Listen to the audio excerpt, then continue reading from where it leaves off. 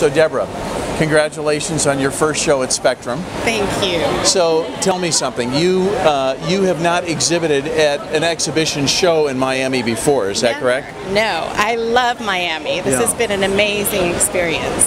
So give us an idea, as you're working on your model, give us an idea of what the inspiration was of your work when you began to do this type of motif. I love it. The work comes to me. As a creative artist, I allow the creative to come through me. Working with professional dancers as models, inspiration for many, many years.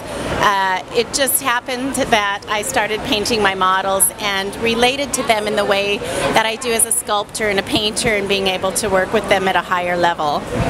Great. Well, I'll let you do your work while I think of some questions that ought to be shared with our audience. Do you oftentimes work with more than one model subject at a time, or is it always one subject?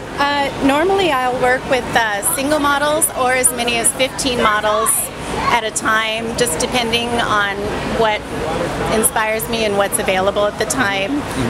Professional dancers, a lot of times I'll allow them to feel my work, and then we go from there as far as poses. Being dancers, I like to give the choreographers free form in creating from their core, and then I'll capture movement. I love that, and it translates into my paintings and sculpture as well.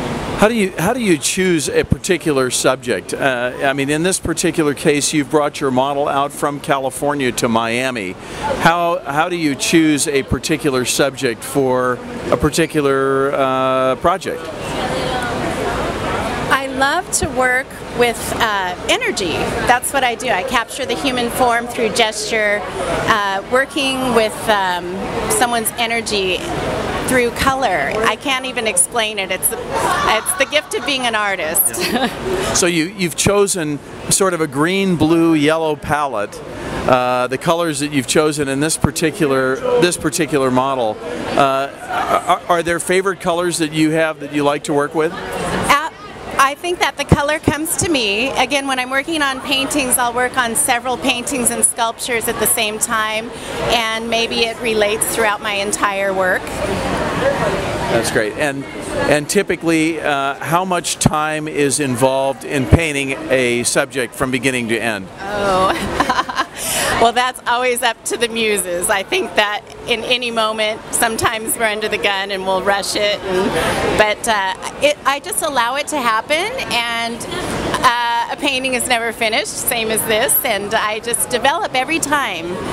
Painting is a practice for me. Being an artist is a practice and an evolution. So when I look at any of my work, I guess they're never completely finished until it becomes a part of the viewer.